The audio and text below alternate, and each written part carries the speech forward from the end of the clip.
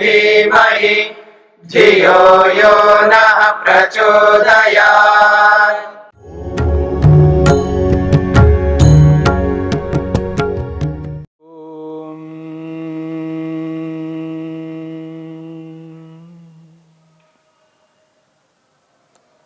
समाधिपाद के 41वें सूत्र की चर्चा हो रही है।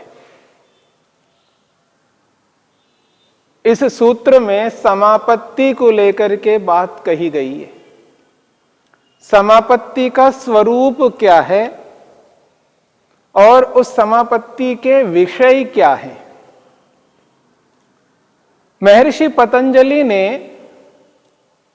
समापत्ति के स्वरूप को स्पष्ट करते हुए कहते हैं, क्षीण वृत्तेः अभिजातस्य इव मणेः ग्रहीत्री ग्रहण ग्राह्येषु तस्थ तदंजनता समापत्ति। यहां पर सूत्र में समापत्ति का स्वरूप क्या है वो बताया है। जब वृत्तियां रुक जाती हैं, वृत्तियां क्षीण हो जाती हैं, यानी प्रमाण विपर्यय विकल्प निद्रा और स्मृति पांचों वृत्तियां रुक जाती हैं, उस स्थिति में मन की जो स्थिति है उस स्थिति को स्पष्ट किया है। अभिजातस्य इव मणे, जिस प्रकार स्फटिक मणि बिल्लोर पत्थर स्पष्ट शुद्ध पवित्र होता है, शुद्ध होता है, उसमें कोई मलिनता नहीं होती है, साफ सुथरा दिखाई देता है। ठीक इसी प्रकार हमारा मन शुद्ध पवित्र होता है। विशुद्ध सात्विक स्थिति में अपने निज स्वरूप में मन रहता है, सात्विक अवस्था में रहता है, जो मन का स्वरूप है। महर्षि पतंजलि ने दूसरे सूत्र में स्पष्ट किया है और महर्षि वेदव्यास ने उस मन को खोल करके समझाया है कि मन का क्या स्वरूप है। प्रख्या रूपम ही चित्त सत्वम। महर्षि वेदव्यास ने इस बात को स्पष्ट किया है, वो प्रख्या स्वरूप है, सत्व प्रधान स्वरूप है। सत्वगुण उसके अंदर मुख्य रूप से विद्यमान है, सात्विक मन है। और उस स्थिति में, सात्विक मन की स्थिति में वृत्तियां नहीं उभरती हैं, क्योंकि मन की जो 5 अवस्थाएं हैं, उन अवस्थाओं में जो चौथी अवस्था है एकाग्र अवस्था, उस एकाग्र की अवस्था में मन आ जाता है। यानी मन ऐसा स्थिर हो जाता है जिस स्थिति में वृत्तियां उभरती नहीं है। मन के विचार नहीं चलते, मन के विचार नहीं चलते, मन इधर उधर नहीं जाता। मन को जिस विषय में एकाग्र करना है उसी विषय में मन एकाग्र होता है। मन को जिस विषय में, जिस सूक्ष्म विषय में, जिस अतीन्द्रिय विषय में, धारणा स्थल पर मन को जिस विषय में एकाग्र करके ध्यान करना होता है, वहीं पर मन स्थिर रहता है। तो क्षीण वृत्तेः, जब वृत्तियां रुक जाती हैं, ऐसे मन की जो स्थिति है, वो जो स्थिति है उसके लिए कहा जा है तस्थ। वो तस्थ हो जाता है, यानी उन वस्तुओं के साथ जुड़ जाता है जिस वस्तु के साथ आत्मा जुड़ना चाहता है। और वो कौन सी वस्तुएं हैं? तो कहा है ग्रहीत्री, ग्रहण और ग्राह्य। ग्रहीत्री आत्मा है, ग्रहण इंद्रियां हैं और ग्राह्य भूत हैं, पंचमाभूत और पंच सूक्ष्म भूत।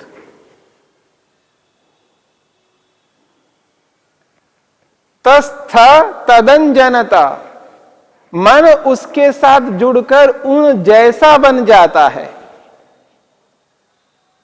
और जब मन उसके साथ जुड़ करके उस जैसा बन जाता है, उस जैसा बन करके वैसा ही प्रतीत होता है, वैसा ही दिखता है, वैसा ही दिखाता है, इसी को समापत्ति कही है।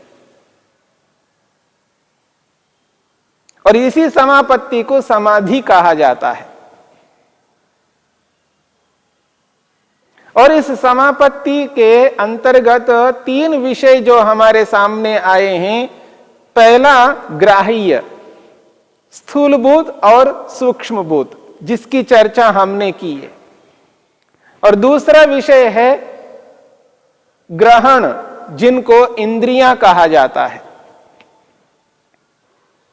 और इंद्रियों को लेकर के हमने विचार किया,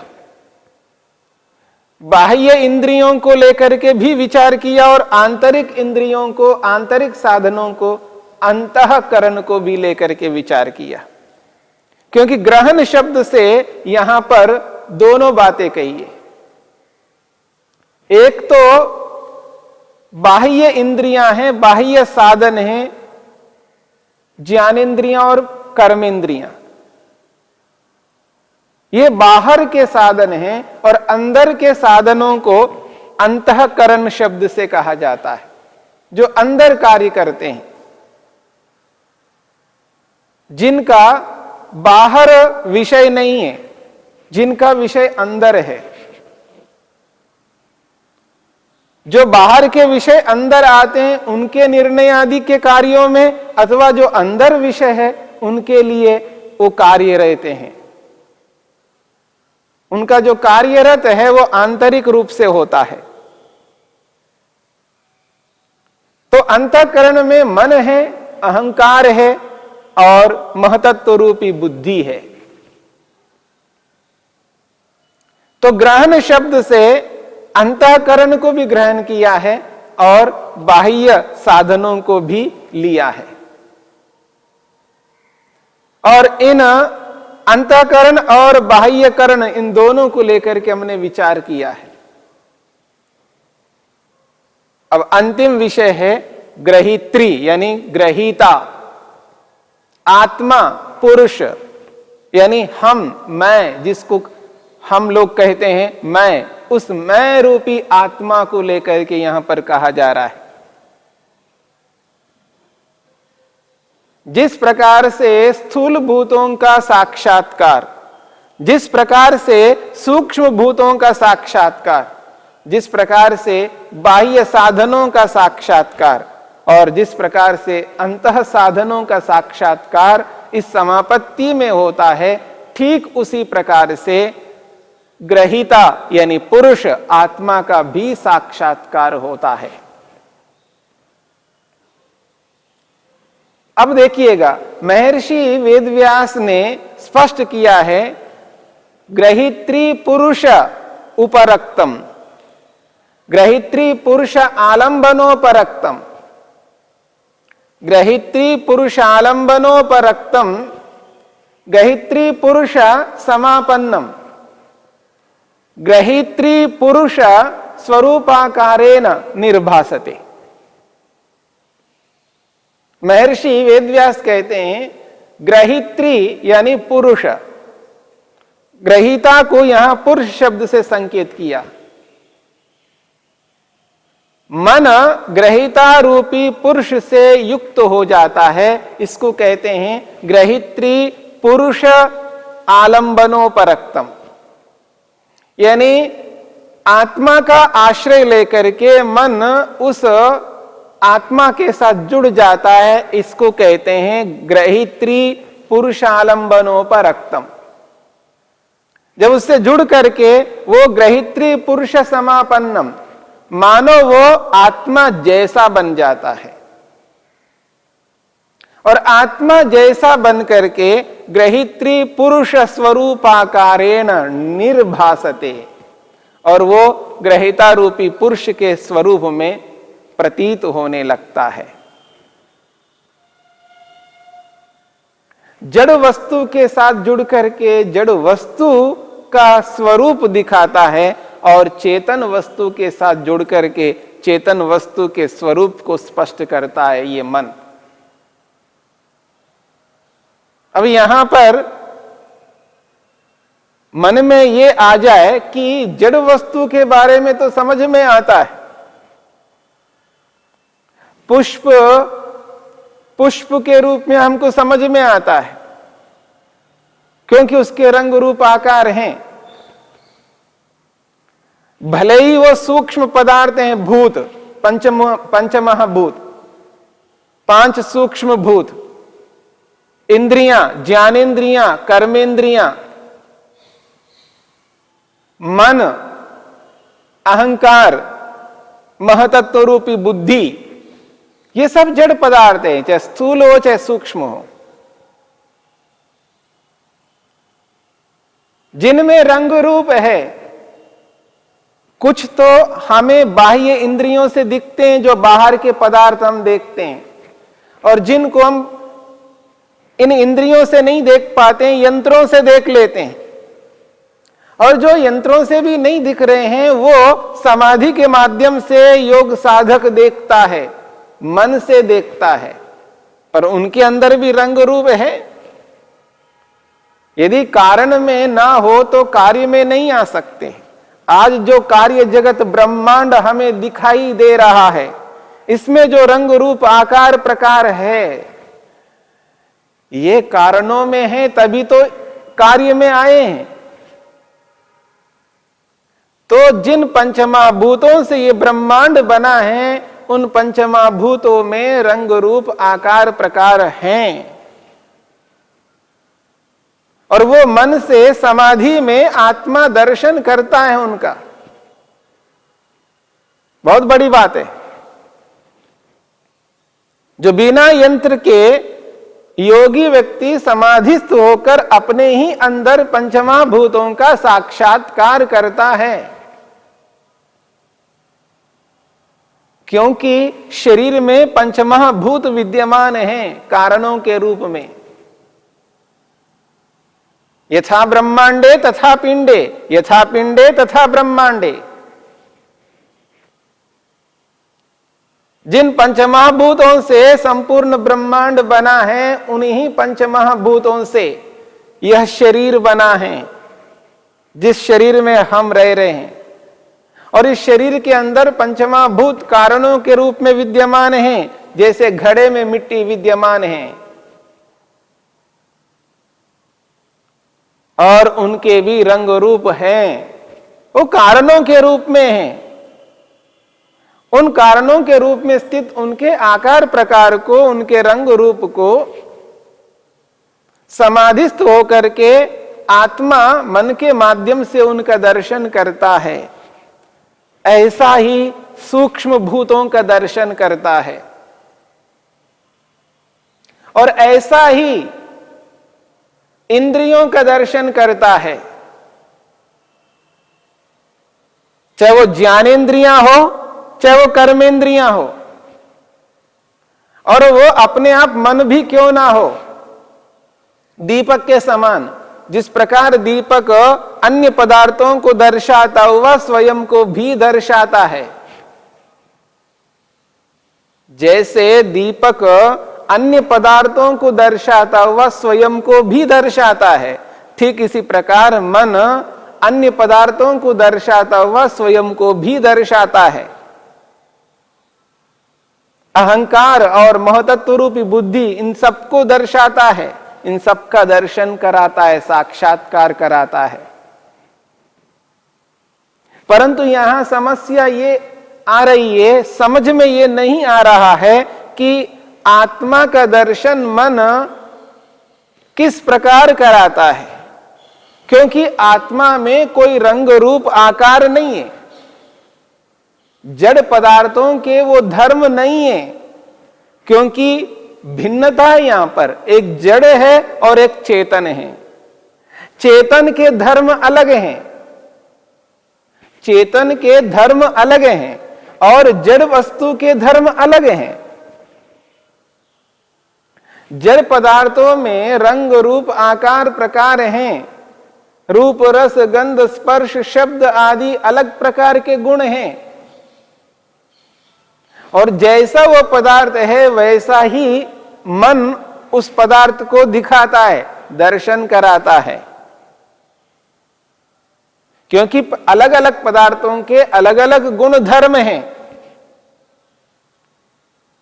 तो यदि इस बात को समझने का प्रयत्न करें हम कि पदार्थ जिस रूप में है वह पदार्थ उसी रूप में रहेगा, उसका परिवर्तन, उसका बदलाव हम नहीं कर सकते। वस्तु के स्वभाव को कोई भी बदल नहीं सकता।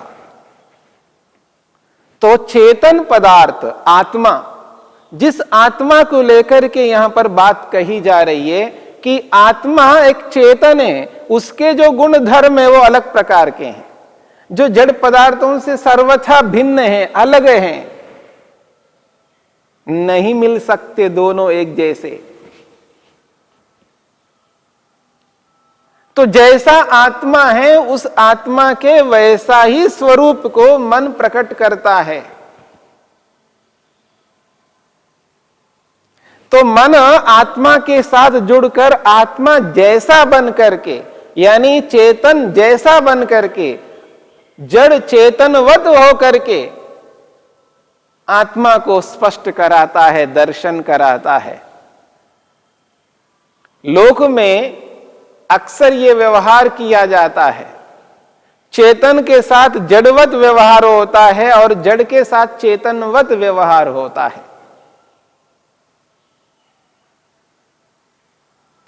जब जड़ वस्तु को चेतनवत व्यवहार किया जाता है, वहां उस चेतन के आश्रय से किया जाता है, और जहां चेतन को जड़वत व्यवहार किया जाता है वहां उस जड़ के आश्रय से किया जाता है। वहां आलंबन, आलंबन का अर्थ है आश्रय। बिना आश्रय के, बिना आलंबन के हम ऐसा व्यवहार नहीं करते। स्टेज के ऊपर बैठ करके कुछ लोग व्याख्यान कर रहे हैं, प्रवचन कर रहे हैं, भाषण दे रहे हैं, और बोलने वाले ये कहते हैं कि मंच चिल्ला रहा है, मंच चिल्ला रहा है, मंच चिल्ला रहे हैं। मंच तो नहीं चिल्लाता है, मंच नहीं बोलता है, स्टेज नहीं बोलता है, लेकिन वहां आश्रय जड़ का, जड़ के साथ चेतन का आपस में संबंध है। तो उस जड़ के साथ आत्मा का, चेतन का आश्रय लेकर के जड़ को चेतनवत व्यवहार किया जाता है। तो इस बात को और हमें गंभीरता से विचार करना है कि मन आत्मा के साथ जुड़ करके वो चेतनवत हो करके आत्मा का स्वरूप किस प्रकार स्पष्ट करता है।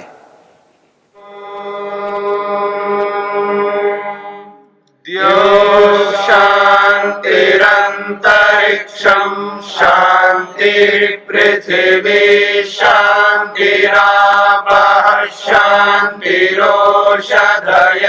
शान्तिः वनस्पतयः शान्तिर्विश्वे देवाः शान्तिर्ब्रह्म शान्तिः सर्वं शान्ति शान्तिरेव शान्ति क्षमा शान्तिरेधि ॐ शान्ति शान्ति शान्ति।